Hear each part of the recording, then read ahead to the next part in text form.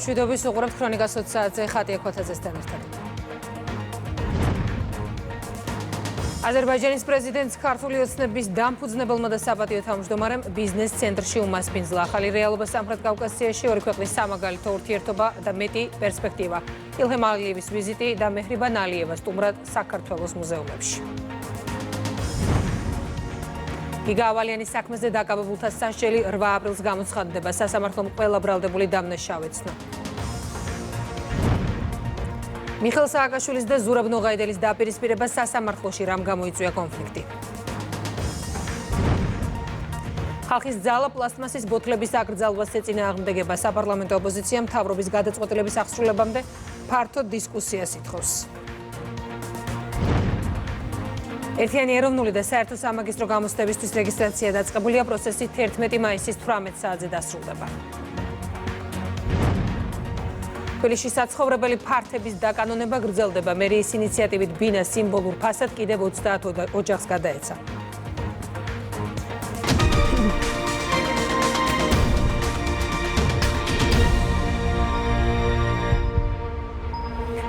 აზერბაიჯანის პრეზიდენტს ქართული ოცნების დამფუძნებელმა და საპატიო თავმჯდომარემ ბიზნეს ცენტრში უმასპინძლა. ბიძინა ივანიშვილმა ქვეყნებს შორის მეგობრობის და კავშირების მნიშვნელობა აღნიშნა და სტუმარს რეგიონის მშვიდობის და სტაბილურობის მხარდაჭერისათვის მადლობა გადაუხადა. ურთიერთობა, რომელიც ყველა მეზობლისათვის მაგალითად გამოდგება. ასე აღწერა საქართველოსთან აზერბაიჯანის სტრატეგიული პარტნიორობა და მეგობრობა თავად ილჰამ ალიევმა საქართველოში ვიზიტით მყოფმა აზერბაიჯანის პრეზიდენტმა სამხრეთ კავკასიის ახალი რეალობის ფონზე მშვიდობის, სტაბილურობის და უსაფრთხოების მნიშვნელობაც აღნიშნა და საქართველოს მთავრობას მიღწევები მიულოცა. მაღალი რანგის სტუმარს დღის განმავლობაში პრეზიდენტმა და პრემიერ-მინისტრმა უმასპინძლეს. ორი ქვეყნის მთავრობის წევრთა მონაწილეობით გაფართოვებული ფორმატის შეხვედრაც გაიმართა. ანუკი ჩხიკვაძე გვერდება. აზერბაიჯანის პრეზიდენტის ვიზიტი დასრულებულია. დატვირთული დღის წესრიგით იყო ჩამოსული ილჰამ ალიევი ბაქოდან თბილისში. ყველა შეხვედრაზე პირისპირ თუ გაფართოებულ ფორმატში კაფიოდ ითქვა, რომ საქართველო აზერბაიჯანის მრავალწლიანი მეგობრობა თუ პარტნიორობა სამაგალითოა ყველასთვის. ორივე ქვეყანას საერთო ხედვებით, პოლიტიკური თუ ეკონომიკური თანამშრომლობით წინ დიდი გეგმები აქვთ. და ეს გეგმები იყო საუბრის ერთ-ერთი მთავარი თემა ილჰამ ალიევსა და პარტია ქართული ოცნების საპატიო თავმჯდომარის ბიძინა ივანიშვილს შორის გამართულ შეხვედრაზე. ქართული ოცნების დამფუძნებელმა და საპატიო თავმჯდომარემ აზერბაიჯანის პრეზიდენტს ბიზნეს ცენტრში უმასპინძლა. ბიძინა ივანიშვილმა ილჰამ ალიევს მადლობა გადაუხადა საქართველოში ნაყოფიერი ვიზიტისთვის და აღნიშნა, რომ საქართველოსა და აზერბაიჯანის მეგობრული ურთიერთობა უმაღლეს ნიშნულზეა, რაც სასიკეთო და სარგებლის მომტანია ორივე ქვეყნისთვის. ბიძინა ივანიშვილმა შეხვედრაზე თქვა, რომ უსაფრთხოების გამოწვევებით ახსავსე გარემოში სასიცოცხლოდ მნიშვნელოვანია ორი ქვეყნის პოლიტიკურმა მძღვანელებმა მაქსიმალური ძალისხმევის ფასად შეინარჩუნონ მშვიდობა და ეკონომიკური განვითარება. ქართული ოცნების საპატიო თავმჯდომარემ განაცხადა, რომ საქართველო კვლავ არის ღია აზერბაიჯანული ინვესტიციებისთვის, რაც ბოლო წლებში აქტიურად იზრდება. ილჰამ ალიევმა ბიძინა ივანიშვილს მადლობა გადაუხადა გულთბილი მასპინძლობისთვის. აზერბაიჯანის პრეზიდენტმა აღნიშნა, რომ საქართველო არის ერთ-ერთი ყველაზე მიმზიდველი, სტაბილური და საინტერესო ადგილი ინვესტიციებისთვის. ილჰამ ალიევმა დაადასტურა მზაობა, რომ ერთობლივად გაგრძელდეს მუშაობა რეგიონში მშვიდობისა და სტაბილურობის შესანარჩუნებლად. მანამდე კი აზერბაიჯანის პრეზიდენტს მთავრობის მეთაური პირისპირ და გაფართოებულ ფორმატში შეხვდა. საქართველო რჩება სამშვიდობო პოლიტიკის ერთგული და ამ გზაზე მას მეგობარი აზერბაიჯანი ერთ-ერთ მთავარ თანამოაზრედ ესახება. რეგიონში არსებული გამოწვევების ფონზე ახლა ორ ქვეყანას განსაკუთრებული შესაძლებლობები აქვს, მათ შორის შუა დერეფნის კონტექსტში. ამიტომ პირისპირ თუ გაფართოებულ შეხვედრაზე განხილვის მთავარი თემა სწორედ დაკავშირებადობა იყო. საქართველო აზერბაიჯანს შორის არსებულ სანდო ურთიერთობაზე ყველაფერს ის მრავალწლიანი მეგობრობა ამბობს, რომელმაც შედეგად არაერთი წარმატებული საერთაშორისო მნიშვნელობის პროექტი მოიტანა. კიდევ ერთხელ გვინდა მივესალმოთ აზერბაიჯანსა და სომხეთს შორის მიმდინარე სამშვიდობო პროცესს.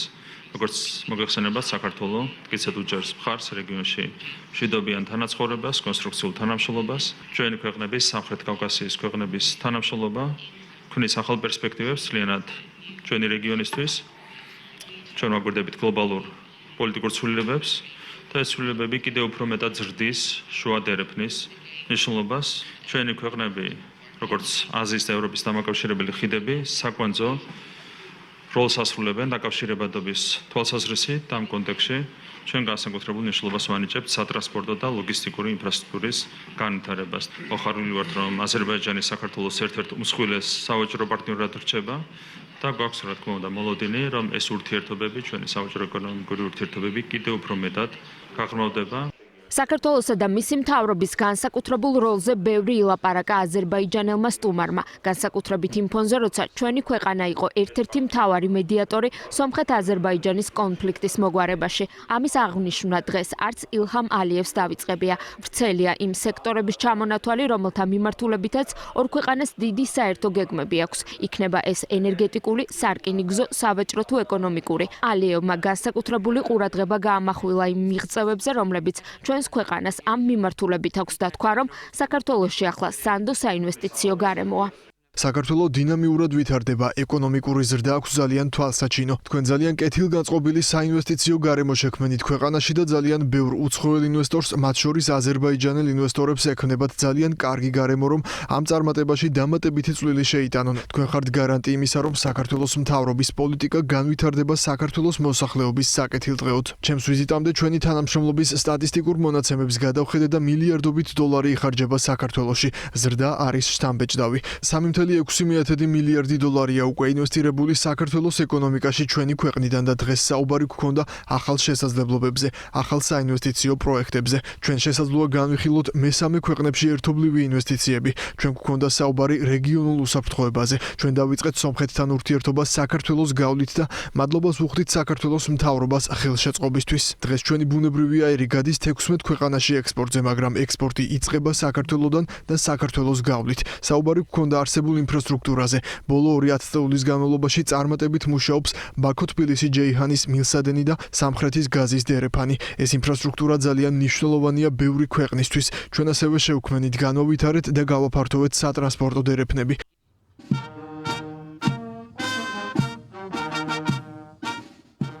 აზერბაიჯანელ კოლეგას ოფიციალური ცერემონიით უმასპინძლა საქართველოს პრეზიდენტმა.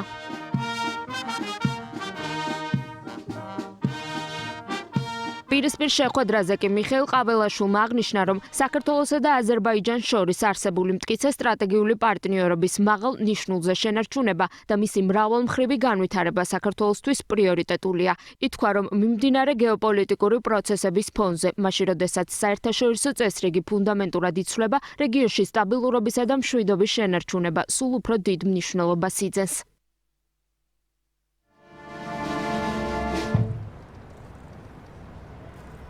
სახელმწიფო ვიზიტის ფარგლებში აზერბაიჯანის პრეზიდენტმა გმირთა მემორიალი გვირგვინით შეამკო. ასევე ილჰამ ალიევმა გვირგვინით შეამკო ჰეიდარ ალიევის მონუმენტი.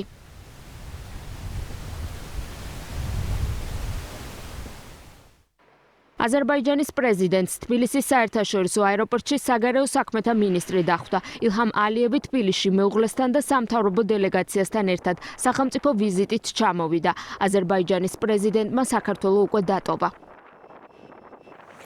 აზერბაიჯანის პრეზიდენტი საქართველოს მეუღლესთან და დელეგაციასთან ერთად სტუმრობდა. მეჰრიბან ალიევას საქართველოს პირველმა ლედიმ უმასპინძლა. მაკუნა აბულაძეა პირდაპირ ეთერში.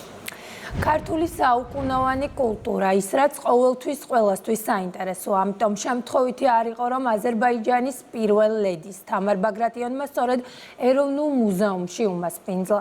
იქ სადაც დაცულია ჩვენი ქვეყნისთვის განსაკუთრებით მნიშვნელოვანი და უნიკალური ექსპონატები. სტუმრებმა მუზეუმის მუდმივ მოქმედი ექსპოზიციები დაათვალიერეს. მათ შორის ქვის ხანა საქართველოში, რომელშიც წარმოდგენილია ჩვენი ქვეყნის ტერიტორიაზე აღმოჩენილი უმნიშვნელოვანესი არქეოლოგიური მასალა. განსაკუთრებით საინტერესო აღმოჩნდა მეჰრიბან ალიევასთვის არქეოლოგიური, საგანძური და უნიკალური საიუველირო ნაკეთობები. აზერბაიჯანის პირველი ლედი ბაქოდან თბილისში განსაკუთრებული საჩუქრით ჩამოვიდა. სტუმარმა ეროვნულ მუზეუმს 5 უნიკალური ხალიჩა გადასცა, რომლებიც ტრადიციული წესით, შალისა და აბრეშუმის ძაფებით ხელით არის ნაკსოვი. მეჰრიბან ალიევას საინტერესო გამოფენაც დახვდა, სადაც ექსპოზიციები ქართულ აზერბაიჯანული ხალიჩებით მომზადდა. ეროვნული მუზეუმი არ იყო ერთადერთი ადგილი, რომელიც სტუმარმა დაათვალიერა. მეჰრიბან ალიევა საქართველოს პირველმა ლედიმ მირზა ფათალი ახუნდოვის სახელობის აზერბაიჯანული კულტურის მუზეუმშიც უმასპინძლა. ცენტრი, სადაც შეხვედრები, გამოფენები და სხვადასხვა კულტურული ღონისძიებები ტარდება. მუზეუმი 1982 წელს აზერბაიჯანელი დრამატურგის, საზოგადო მოღვაწისა და მწერლის 170-ე წლის თავთან დაკავშირებით გაიხსნა სწორედ იმ შენობაში, სადაც მირზა ახუნდოვი ცხოვრობდა. დღესვე ითქვა, რომ აზერბაიჯანის პირველი ლედი დაინტერესებულია სხვადასხვა პროექტებით, რომლებიც ორი ქვეყნის კულტურის ერთმანეთთან გაზიარებას გულისხმობს, შესაბამისად წინ ბევრი საერთო გეგმა. სასიამოვნოა, რომ აზერბაიჯანის დელეგაციას და ქალბატონ მეჰრიბან ალიევას უმასპინძლეთ. ორი მუზეუმი მოინახულა, მირზა ფათალი ახუნდოვის სახელობის მუზეუმი და ასევე ეროვნული მუზეუმი. მადლობა გადავუხადეთ იმ ხალიჩებისთვის, რომელიც ეროვნულ მუზეუმს საჩუქრად გადმოსცა და დავახვედრეთ არაჩვეულებრივი გამოფენა, რომელიც ქართულ-აზერბაიჯანული ხალიჩებით უკვე ექსპოზიცია მომზადდა. ძალიან დაინტერესებულია ქართულ-აზერბაიჯანული კულტურული მიმოცვლით და სხვადასხვა პროექტებით. დეტალურად გქონდა დრო გვესაუბრა სხვადასხვა ტიპის მსგავს პროექტებზე და ვფიქრობ, რომ ეროვნული მუზეუმი წელს ზაფხულში უკვე საზაფხულო სკოლის ფორმატით დაიწყებს აზერბაიჯანელი ახალგაზრდა შემოქმედების და მეცნიერების მოწვევას. როგორც ყოველთვის აზერბაიჯანის საქართველოს ურთიერთდაკავშირებადობა, კულტურული ურთიერთობები, როგორც თეატრალური, ისე სამუზეუმო, ისე სამეცნიერო სფეროში კიდევ და კიდევ გაღრმავდება. საქართველოში ვიზიტის შესახებ აზერბაიჯანის პირველი ლედი სოციალური ქსელით ინფორმაციას ავრცელებს, სადაც ვკითხულობთ, რომ მეჰრიბან ალიევას პატივსაცემად საქართველოს პირველი ლედის თამარ ბაგრატიონის სახელით სადილი გაიმართა სოციალურ ქსელში. მეჰრიბან ალიევა ასევე ავრცელებს ფოტოებსაც. მადლობა მაკუნა აბულაძეს. და კიდევ ერთი ვიზიტის შესახებ ყაზახეთის რესპუბლიკის საგარეო საქმეთა მინისტრი თანმხლებ დელეგაციასთან ერთად უკვე საქართველოშია. ერმეკ კოშერბაევს თბილისის საერთაშორისო აეროპორტში საგარეო საქმეთა მინისტრის მოადგილე ალექსანდრე ღვთისიაშვილი დახვდა.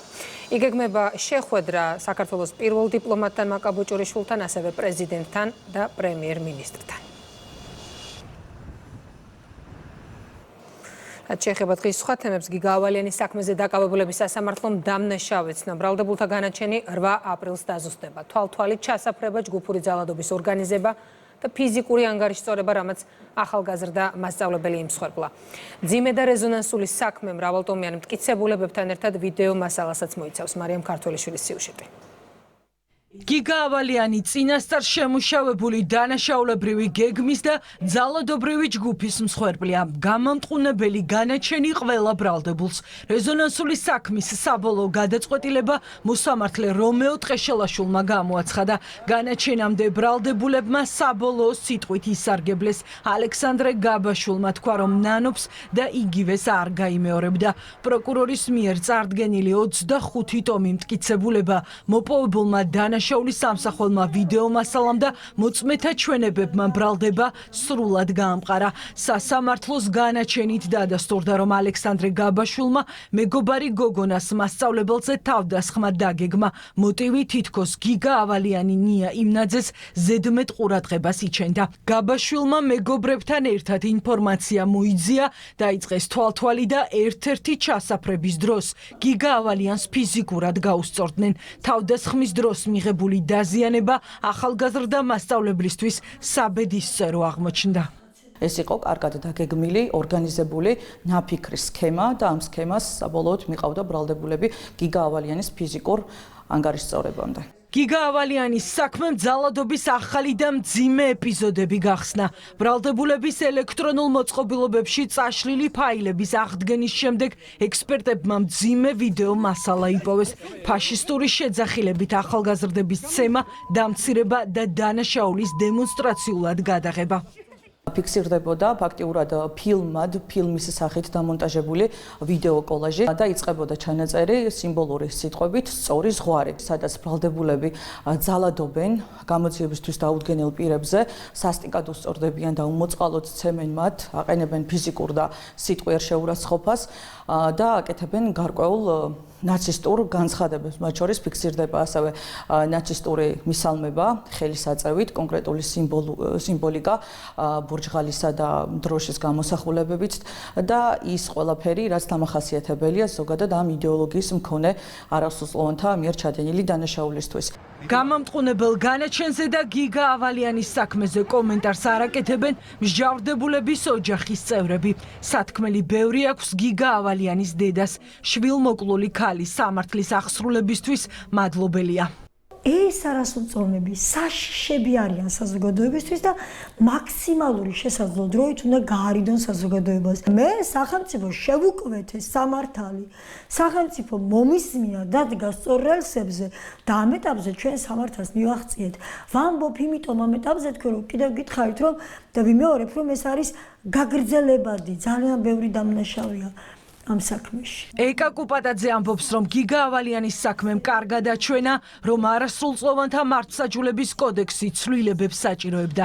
მისივე თქმით, ბრალდებულების ტელეფონებიდან ამოღებულმა ძალადობის ამსახველმა მასალამ დაადასტურა, რომ თავდასხმის სერიები გააზრებული და კარგად ორგანიზებული იყო. ამ არასრულწლოვანებმა იცით რა ქნეს მოირგეს ეს კანონი, აი მაპატიეთ გამოთქვისის, მაგრამ ჩაიცვეს ეს კანონი და თვითონ იქცნენ ქურდებად, ყაჩაღებად, მოძალადეებად. შემაძრწუნებელია სწორედ იმ მშობლების დუმილი, ვისაც დასახიჩრებული შვილი მისდიოდა სახლში. ძალიან ბევრი შემეხმიანა, ვერც კი წარმომედგინა თუ ამდენი მსხვერპლი შეიძლებოდა ყოფილიყო. ვიცით რამდენმა ვინმე დაიხია უკან? შეეშინდათ და რისი შეეშინდათ, აი უშიშარნი რომ გახდნენ, რა შვილი უნდა მოუკვდეთ, ღმერთმა ყოლა დაიფაროს.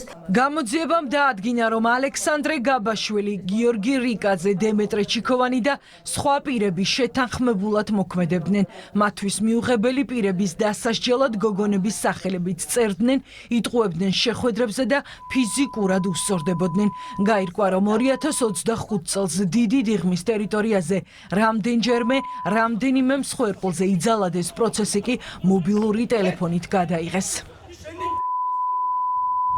ალექსანდრე გაბაშვილი და გიორგი რიკაძე დამნაშავეცნეს ჯგუფურად ჩადენილ ჯანმრთელობის განზრახ მძიმე დაზიანებაში, რამაც სიცოცხლის მოსპობა გამოიწვია, ასევე ჯგუფური ძალადობის ორგანიზებაში და მონაწილეობაში. დემეტრე ჩიქოვანი გამტყუნდა ჯგუფური მოქმედების ორგანიზებასა და მასში მონაწილეობაში, რასაც თან ახლავს ძალადობა. გამამტყუნებელი განაჩენის შემდეგ ახლა მოსამართლემ უნდა თქვას, რამდენ წელს გაატარებენ მსჯავრდებულები საპატიმრო დაწესებულებაში. პლასტიკის ბოთლების აკრძალვას ხალხის ძალა ეწინააღმდეგება. საპარლამენტო ოპოზიცია მიიჩნევს, რომ გადაწყვეტილება ბიზნესს და მოსახლეობას პრობლემას შეუქმნის. ამ მიზეზებით პარტიის წარმომადგენლები ფართო დისკუსიის დაწყებას მოითხოვენ. აკრძალვა ეტაპობრივად უნდა ამოქმედდეს, მათ შორის კვების ობიექტებისათვის 1 ივლისიდან. რატი მეტრეველის სიუჟეტი. მთავრობის განკარგულების შინაარს პლასტმასის ბოთლების გამოყენებისა და წარმოების შეზღუდვასთან დაკავშირებით ხალხის ძალა არ იზიარებს. დღეს პარტიაში ის მიზეზები განმარტეს, რის გამოც მიაჩნიათ, რომ რეგულაცია მოსახლეობაზე დადებითზე მეტად უარყოფით გავლენას იქონიებს. ამ მიზეზებზე დაყრდნობით კი პარტია მიიჩნევს, რომ მთავრობის გადაწყვეტილება ნაჩქარევია. ეს რეგულაცია ფაქტობრივად აიძულებს საზოგადოებას მოუმზადებლად გადავიდეს მინის ბოთლების მოხმარებაზე და ჩამოსასხმელ პროდუქციაზე. ასეთი წინდაუხედავი გადაწყვეტილება გამოიწვევს პროდუქციის თვითღირებულების 20-დან 50%-მდე ზრდას, პროდუქციის არჩევანის შემცირებას, ბიზნესზე ნეგატიურ გავლენას, სამუშაო ადგილების დაკარგვას. მომხმარებელთან ერთად დაზარალდებიან დისტრიბუტორები, მცირე იმპორტიორები და მეწარმეები. ხალხის ძალაში მიაჩნიათ, რომ ამ გადაწყვეტილების თამდები საფრთხეების თავიდან ასარიდებლად საჭიროა სახელმწიფომ რამდენიმე წინაპირობა გაითვალისწინოს. წინააღმდეგ შემთხვევაში საპარლამენტო ოპოზიცია ვარაუდობს, რომ ეკოლოგიაზე ამ გზით ზრუნვა ქვეყანაზე ეკონომიკური შოკის ეფექტს მოახდენს. ასეთი ტიპის გადაწყვეტილებას წინ უნდა უსწრებდეს ქვეყანაში გადამუშავების ინფრასტრუქტურის უზრუნველყოფა, ალტერნატიული შეფუთვის განვითარება, სუბსიდიები ბიზნესისთვის. წინააღმდეგ შემთხვევაში გარდაუვალი იქნება ეკონომიკური შოკის ეფექტი. ნეგატიური შედეგის თავიდან აცილებისათვის საჭიროა აკრძალვის ნაცვლად სისტემა გავხადოთ მართვადი. მთავარი პრობლემა არა პლასმასი, არამედ მისი მართვა. შევქმნათ გადამუშავების ინფრასტრუქტურა. შემოღებულ იქნას დეპოზიტური სისტემა, რაც ევროპაში აპრობირებული მეთოდია. აქედან გამომდინარე, საპარლამენტო პოლიტიკური ჯგუფი ხალხის ძალა გადაუდებლად ითხოვს მთავრობის შესაბამისი დადგენილების გადახედვას და ფართო კონსულტაციების შედეგად გონივრული გადაწყვეტილების მიღებას. საპარლამენტო ოპოზიცია არ დავობს, რომ რეფორმის მიზანი ნამდვილად აქტუალური და მნიშვნელოვანი საკითხია, თუმცა აკრიტიკებს იმ გზას, რომელიც ამ მიზნის მისაღწევად მთავრობამ დასახა. სწორედ ამიტომ პარტია ხალხის ძალა მზად არის საკითხის ირგვლივ გამართულ ფართო კონსულტაციებსა და დიალოგში უშუალოდ ჩაერთოს. Შესაძლოა მიზანი სწორად იქნას დასახული, მაგრამ გზა არ იყოს სწორად შერჩეული. როდესაც საკითხს ვიწყებთ აკრძალვით, ეს არასწორია, აკრძალვა უნდა იყოს ბოლო ეტაპი. ჩვენ არა მხოლოდ პრეტენზიას ვაცხადებთ, არამედ ფართო დისკუსიაში ჩვენც მივიღებთ მონაწილეობას და ასევე კონკრეტულ გეგმას შევთავაზებთ. მთავრობის გადაწყვეტილება, რომელსაც ხალხის ძალა აკრიტიკებს 2026 წლის 1 ივლისიდან კვების ობიექტებში პლასტმასის ბოთლით სასმის მიწოდების, ხოლო 2027 წლის 1 თებერვლიდან პლასტმასის ბოთლებში სასმის წარმოების, იმპორტისა და ბაზარზე განთავსების აკრძალვას ითვალისწინებს. ხალხის ძალა მთავრობისგან დადგენილების გადახედვას მოითხოვს, რაც თავის მხრივ ცვლილებებს ან მის გაუქმებას გულისხმობს. ხილული გამონაბოლქვის კონტროლი საქართველოს 4 დიდ ქალაქში მესამე წელია მიმდინარეობს. შედეგების შესახებ ანგარიში კანონმდებლებს გარემოს დაცვითის ზედამხედველობის დეპარტამენტის უფროსმა წარუდგინა. მარიამ ბუღაძის სიუჟეტი. გარემოზე მავნე ზეგავლენის შესამცირებლად გზებზე ხილული გამონაბოლქვის კონტროლი ინტენსიურად გრძელდება. გაზრდილია გამოვლენილი დარღვევების რაოდენობა. გარემოს დაცვითის ზედამხედველობის დეპარტამენტის ინფორმაციით 2023 წელს ჯამში 2980, 2024 წელს 5565, 2025 წელს 6022. მიმდინარე წლის ბოლო 3 თვეში კი 2239 დარღვევა გამოვლინდა. ამ ეტაპზე მონიტორინგი 4 დიდ ქალაქში, თბილისში, რუსთავში, ქუთაისსა და ბათუმში მიმდინარეობს. ეფექტიანი და ხარისხზე ორიენტირებული შედეგის მისაღწევად ბოლო 2 წლის განმავლობაში გაიზარდა ეკიპაჟთა რაოდენობაც, რომლებიც სპეციალური ტექნიკით არიან აღჭურვილი. აღჭურვილია ვიდეო რეგისტრატორით და სამხრე კამერებით. ბრუნით ხდება მილში უკვე სპეციალური აპარატით ამის შემოწმება და გადამეტება ბუნებრივია ეს პროგრამა თვითონ აფიქსირებს და თვითონვე ამ პროგრამის მიერ ხდება არსებული ჯარიმის გამოწერა. საშუალო სტატისტიკურად რომ ავიღოთ 20-22 ჯარიმა იწერება დღეში ხილულ გამონაბოლქვასთან დაკავშირებით. 53% მოდის თბილისზე. შემდეგ მოდის უკვე ბათუმი 18%, ქუთაისი 16%. გზებზე ხილული გამონაბოლქვის კონტროლის აღსრულების მდგომარეობის შესახებ ანგარიში კანონმდებლებს დღეს გარემოს დაცვითის ზედამხედველობის დეპარტამენტის უფროსმა გააცნო. იმ შემთხვევაში თუ დაფიქსირდება გამონაბოლქვი, რომელიც არ შეესაბამება დადგენილ ნორმებს, ჯარიმდება როგორც მძღოლი, ისე ავტომობილის მფლობელი. კანონი კიდევ უფრო მკაცრია იურიდიული პირების შემთხვევაში. იმ შემთხვევაში თუ მძღოლი არ წარმოადგენს მფლობელს, პირველად შემთხვევაში ფიზიკური პირის შემთხვევაა, სგულისხმობ 100 ლარით ჯარიმდება როგორც მძღოლი, ასევე მფლობელი. ძალიან მაღალია სანქცია იურიდიული პირების შემთხვევაში, რომელიც პირველ შემთხვევა გახლავთ 500 ლარი, მეორე 1500, ხოლო ყველა დანარჩენი 3000 ლარი. ოპერატიული ქმედითი და ინოვაციური ასე ფასდება მექანიზმი, რომელიც ხელს უწყობს გზებზე ხილული გამონაბოლქვის დაფიქსირებას და ჰაერის დაბინძურების შემცირებას. უწყება პარლამენტთან ერთად იმუშავებს იმისთვის, რომ შესაბამისმა სამსახურმა კონტროლი 4 დიდი ქალაქის გარდა საერთაშორისო მნიშვნელობის გზებზეც განახორციელოს.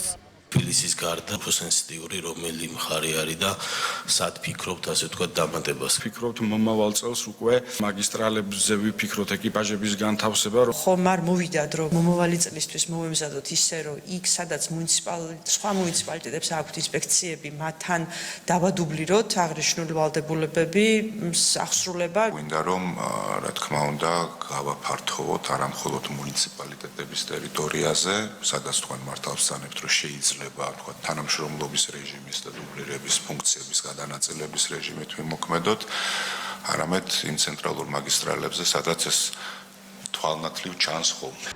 გარემოს დაცვითი ზედამხედველობის დეპარტამენტი ხილული გამონაბოლქვის კონტროლს 2023 წლის 4 სექტემბრიდან ატარებს. ამუშავებულია ცხელი ხაზით, სადაც ნებისმიერ მოქალაქეს შეუძლია დარეკოს და კანონდარღვევის შესახებ შეატყობინოს. გრძელდება ჰიპერპოპულაციის პროგრამა მიუსაფარ ცხოველებზე ზრუნვის მიზნით მათი შესაბამისი პროცედურებით უზრუნველყოფა და შემდეგ გარემოში უსაფრთხოდ დაბრუნება. სურსათის ეროვნულმა სააგენტომ კიდევ ერთხელ განმარტა, რა ეტაპებს მოიცავს პროგრამა. ვაკო მეზურნიშვილი გიამბობთ. ძაღლების ჰიპერპოპულაციის მართვის რეფორმის ფარგლებში ქვეყნის მასშტაბით ათასობით ცხოველი იცრება და სხვადასხვა ვეტერინარული манипуляციებით მუშავდება. მიუსაფარი და მიკედლებული ძაღლები ცოფის საწინააღმდეგო ვაქცინით აცრეს სიღნაღში. იმ ცხოველებს კი, რომლებსაც შესაბამისი გამოკვლევები სჭირდებოდათ, გურჯაანის ძაღლთა თავშესაფარში გადაიყვანეს. ძალიან კარგია ესე თუ გაგრძელდება, რომ მოვლენ ადგილზე აცრიან ცოფზე, ჩაგვაყენებენ საქმის კურსში, ოქს შეავსებენ თუ ბირკის გარეშე არის და წაიყვანენ და უკან მოიყვანენ, ჩვენ ამაზე არასდროს არა ვართ ის წინააღმდეგი. შარშანაც იყო ეს პროგრამა, რომ სურსათის ეროვნულ სააგენტოს დადიოდნენ და ასტერილებდნენ და ამაშიც ნამდვილად კი ბატონო დაგვეხმარნენ და მეც ბევრი ძაღლი გავატანე, გაასტერილეს და რა თქმა უნდა მომიყვანეს კიდეც და იმედია ასეთი სისწორით და ასეთი ასეთი მიდგომით გავაგრძელებთ თანამშრომლობას. კახეთის რეგიონში სურსათის ეროვნული სააგენტოს ეკიპაჟები აქტიურად მუშაობენ. თავშესაფარში გადაყვანილ ცხოველებს საჭიროების შემთხვევაში კასტრაცია, სტერილიზაცია ჩაუტარდებათ. პროცედურების დასრულების შემდეგ მათ პირვანდელ ადგილზე დააბრუნებენ. სააგენტოში სპეკულაციებს პასუხობენ და ცხოველებზე ზრუნვის ეტაპებს განმარტავენ. რომელიც არ არის კასტრირებული და რომელიც არ არის იდენტიფიცირებული, ეს შესაბამის სამსახურებს გადაეყავთ თავშესაფარში, სადაც ხორციელდება მათი იდენტიფიკაცია, მათი სტერილიზაცია და გარკვეული რეაბილიტაციის შემდეგ ცხოველები უბრუნდებათ პატრონს. აღნიშნული პროცედურები ყველაფერი ტარდება შესაბამისი დოკუმენტაციის შევსების საფუძველზე. იგივე რომ პრეტენზია რაიმეს მივათ მოსახლეობამ წაიყვანა, მოიყვანა და აღარ მოიყვანა, გამორიცხულია. ძაღლების აცრა დამუშავება მიმდინარეობს ჭიათურაშიც. ცოფის პრევენციისა და ჰიპერპოპულაციის სამართავად ცხოველთა ნაწილს აცრა მიმკედლებელთა თხოვნით ადგილზევე ჩაუტარდათ. ნაწილი კი დამატებითი ვეტერინარული манипуляციებისთვის მიმკედლებლებთან შეთანხმებით თავშესაფარშია გადაყვანილი. გადაყვანილი ამ ეტაპზე ერთი ძაღლი, ჩემი მიკედლების კიდე არის ორი დასაჭერი და დავეხმარები მონიტორინგ დაჭერაში. ჩემი თანხმობით ჩასვეს მანქანაში და იმედი მაქვს, რომ ყველაფერი კარგად იქნება სანერვიულოდ, რავი, დღეს რასაც უყურე არ გვაქვს. მიმკედებები ინფორმირებულები არიან, რომ თავიანთი ეს ნებასურვილით გადაყვანილი იყო ცხოველთა თავშესაფარი, სადაც ჩაუტარდება ცხოველებს კასტრაცია, სტერილიზაცია და მათივე თანხმობით დაუბრუნდებიან ლოკალიზაციას. მიუსაფარ და მიკედლებულ ცხოველებზე ზრუნვის პარალელურად ბოლო რამდენიმე დღის განმავლობაში არ წყდება დეზინფორმაცია და სპეკულაციები, რომელიც სოციალურ ქსელში მოქალაქის მიერ გორის კრემატორიუმიდან ამ ერთი კადრის გავრცელებას მოჰყვა. კრემატორიუმის შესაბამისმა სამსახურმა შეამოწმა და დარღვევა არ გამოვლინდა. გაირკვა, რომ სინამდვილეში თავშესაფარში ნარჩენების დაწვის სტანდარტული პროცედურა მიმდინარეობდა. რეკორდული მაჩვენებელი საკონტეინერო გადაზიდვებში და პოზიტიური დინამიკა, რომელიც მიმდინარე წელსაც გრძელდება. ეკონომიკის სამინისტრო კონკრეტულ მონაცემებზე დაყრდნობით მიიჩნევს, რომ საქართველოს როლი რეგიონულ და გლობალურ ლოგისტიკაში კიდევ უფრო იზრდება. ნინი გოგიშვილის სიუჟეტი.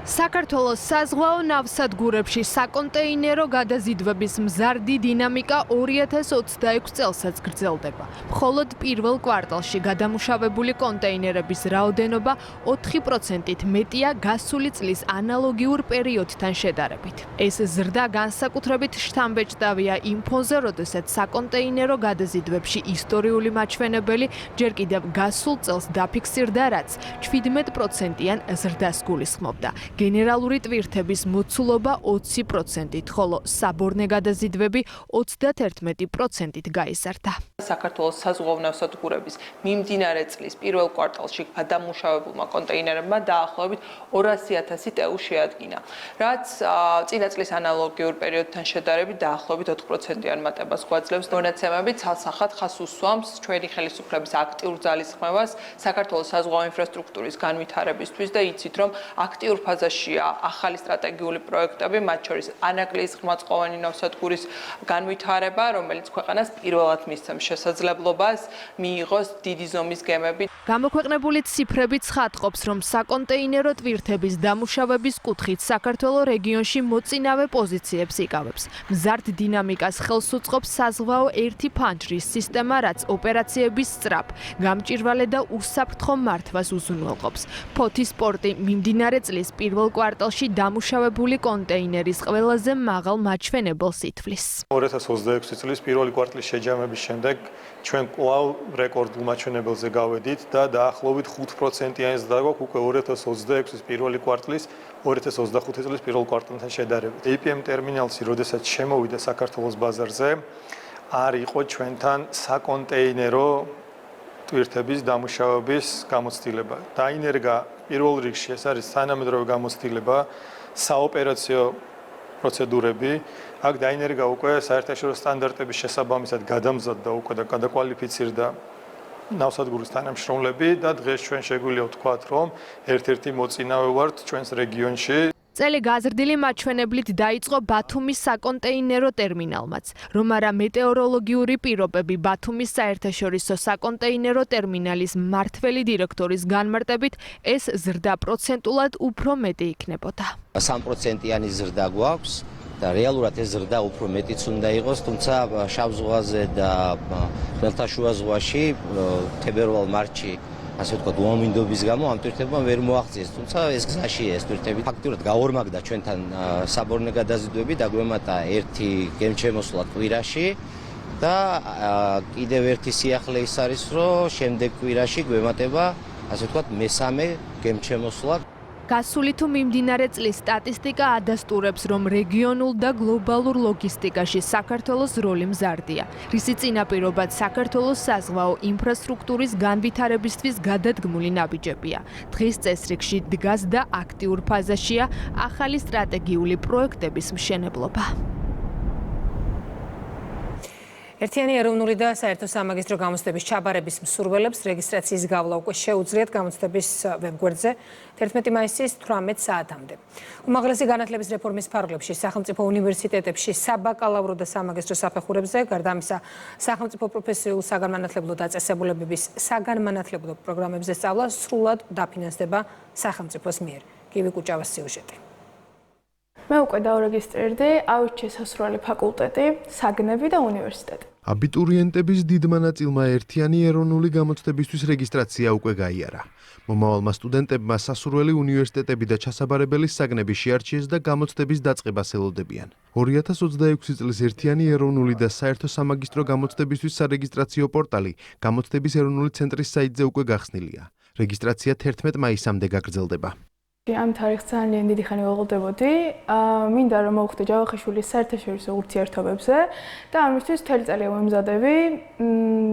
ჩემი საკუთარი თავის რწმენა მაქვს, თავდაჯერებით შევალ გამოცდაზეც. დაიწყო უკვე ეს რეგისტრაცია, რომელსაც დავრწმუნებული ვარ, ყველა აბიტურიენტი ძალიან ელოდებოდა, მათ შორის მეც. ძალიან მნიშვნელოვანია ყველასთვის ეს ეროვნული გამოცდები, იმიტომ რომ ეს არის უდიდესი ნაბიჯი მომავლისკენ. უფასო სწავლება უკვე ძალიან კარგი რამ არის, ძალიან გამიხარდა, როდესაც გავიგე, რადგანაც მივხვდი, რომ ეს კიდევ უფრო მეტ მოტივაციას მიცემს მოსწავლეებს. გამოცდებზე რეგისტრაცია ელექტრონულად. გამოცდების ეროვნული ცენტრის საიტზეა შესაძლებელი. აქტივობა მაღალია. წელს პირველად აბიტურიენტებს უმაღლეს სასწავლებლებთან ერთად პროფესიული სასწავლებლების შერჩევის შესაძლებლობა ექნებათ. ის სტუდენტები, რომლებიც უმაღლეს სასწავლებელში ვერ ჩაირიცხებიან, პროფესიულ სასწავლებელში უფასოდ ისწავლიან. პროფესიულ საგანმანათლებლო პროგრამებსაც აფინანსებს სრულად სახელმწიფოს პროფესიულ საგანმანათლებლო დაწესებულებებში და ასევე სახელმწიფოს მიერ ფინანსდება პროფესიული საგანმანათლებლო პროგრამები, რომლებსაც ახორციელებენ კერძო კოლეჯები, მხოლოდ სახელმწიფოს მიერ განსაზღვრული პრიორიტეტების მიხედვით. 2026 წლის სასწავლო წელს განათლების სამინისტროს სიახლეებით ხვდება. წელს პირველად სახელმწიფო უნივერსიტეტში საბაკალავრო და სამაგისტრო საფეხურზე, ასევე პროფესიულ სასწავლებლებში ჩარიცხული სტუდენტების სწავლის საფასურს არ გადაიხდიან. შრომის ბაზრის კვლევის საფუძველზე სახელმწიფო უნივერსიტეტებში ადგილების რაოდენობაც განისაზღვრა. პირველ კურსელები, როგორც სამაგისტრო, ასევე საბაკალავრო საფეხურზე, სახელმწიფო უმაღლეს სასწავლებლებში ისწავლიან უფასოდ. ადგილების რაოდენობა სახელმწიფო უმაღლეს სასწავლებლებში განისაზღვრა შრომის ბაზრის კვლევის საფუძველზე. განისაზღვრა 21600-მდე ადგილი 19 სახელმწიფო უმაღლეს სასწავლებელში, სადაც სწავლა უფასო იქნება. უნივერსიტეტში ჩარიცხვის დროს უპირატესობა ენიჭება განაცხადში პირველ პოზიციაზე მითითებულ პროგრამას. პროგრამების შერჩევა შეცვლა ან წაშლა აპელაციის შედეგების გამოქვეყნებიდან. მომდევნო დღის 18 საათამდეა შესაძლებელი. თბილისში საცხოვრებელი ფართებით დაკმაყოფილება გრძელდება მერიის ინიციატივით. დედაქალაქში ბინა სიმბოლურ ფასად კიდევ 30 ოჯახს გადაეცა. ეს პროგრამა 2017 წლიდან მოქმედებს და უკვე 3000-ზე მეტი ოჯახის პრობლემა მოგვარდა. მარიამ მელაშვილის სიუჟეტი. წარმოგიდგენიათ ეხა აქ რომ კუთვნილებას კითხულობ რა ემოცია. ნათია მშვიდობაძის მსგავსად დღეს კიდევ არაერთ ოჯახს საცხოვრებელი ფართის საკუთრებაში გადაეცა. როგორც თავად ამბობენ, დღეს მათი დიდი ხნის ოცნება ახდა. ამ გადაწყვეტილებით ისინი სტაბილურ გარემოში იცხოვრებენ, რაც თითოეული მათგანისთვის ახალი ეტაპის დასაწყისია. საერთო ჯამში 30 ოჯახს საცხოვრებელი ფართის სიმბოლურ ფასად ერთ ლარად დაუკანონ. ეს დღე არის ოცნება, რომელსაც ვერაზროს ვერ ავისრულებდი.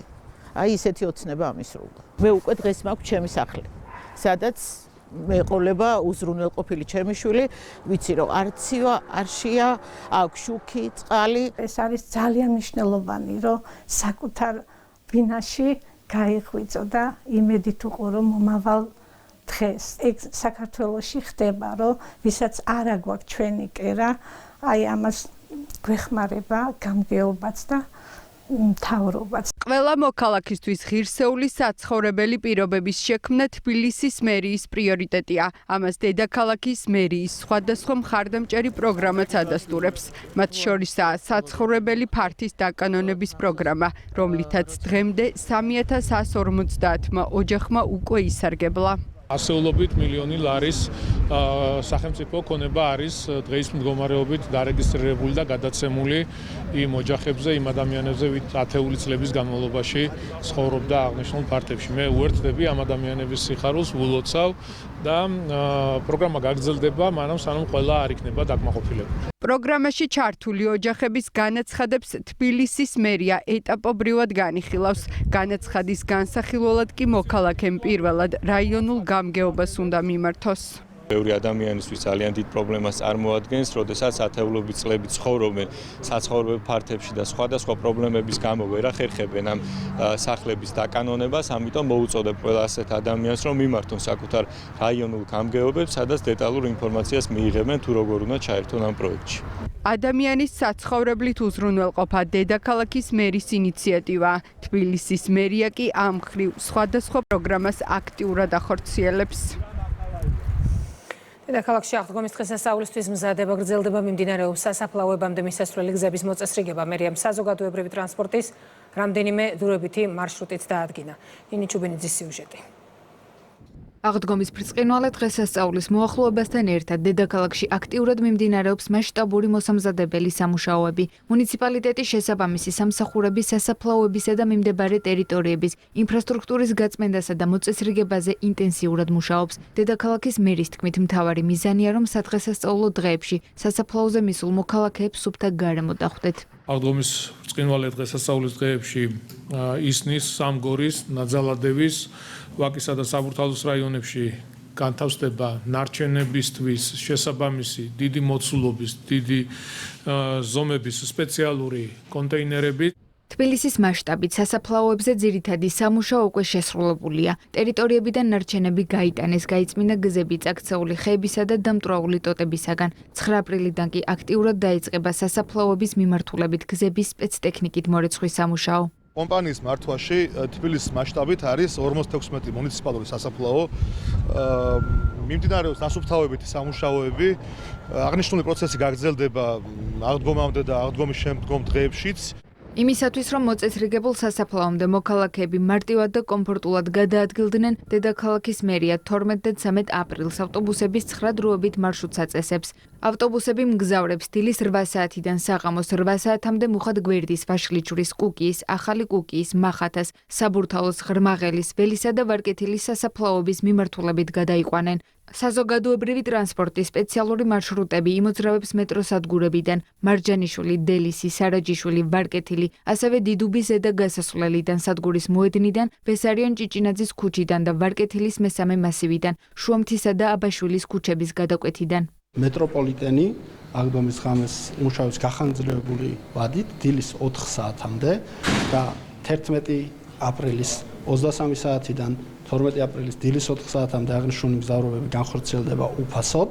სასაფლაოების მოწესრიგების სამუშაო აღდგომის სადღესასწაულო დღების შემდეგაც გაგრძელდება. იმისათვის, რომ ტერიტორიებზე სუფთა გარემო შენარჩუნდეს, დედაქალაქის მერია მოქალაქეებს მოუწოდებს, რომ არ დატოვონ ნარჩენები სასაფლაოებზე და გამოიყენონ ადგილზე სპეციალურად განთავსებული ურნები.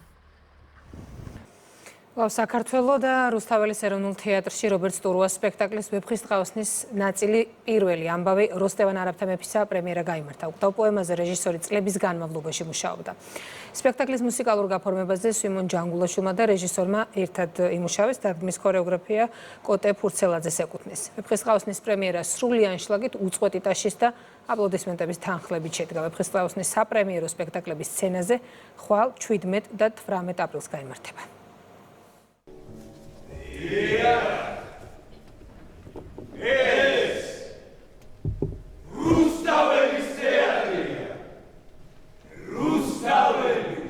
ასე იწყება შეხვედრა შოთა რუსთაველის ეროვნული თეატრის სცენის სიღრმიდან დაშვებულ წიგნთან და მისი უკვდავი სტრიქონების სამყაროსთან. რობერტ სტურუას წლების განმავლობაში ნაფიქრი ვეფხისტყაოსნის თეატრალური ვერსია სცენაზე თამაშდება, სადაც სცენის მიღმა რეჟისორმა საკუთარი ხმით თავადაც ითამაშა. ნახეთ სიმუხტლე შამისა. თითოეული ფრაზა, მუსიკალური ბგერა, სცენოგრაფია თუ სინათლის გადაწყვეტა. რუსთაველის ვეფხისტყაოსან სცენაზე მაგიურ დრამატურგია დაქცევს.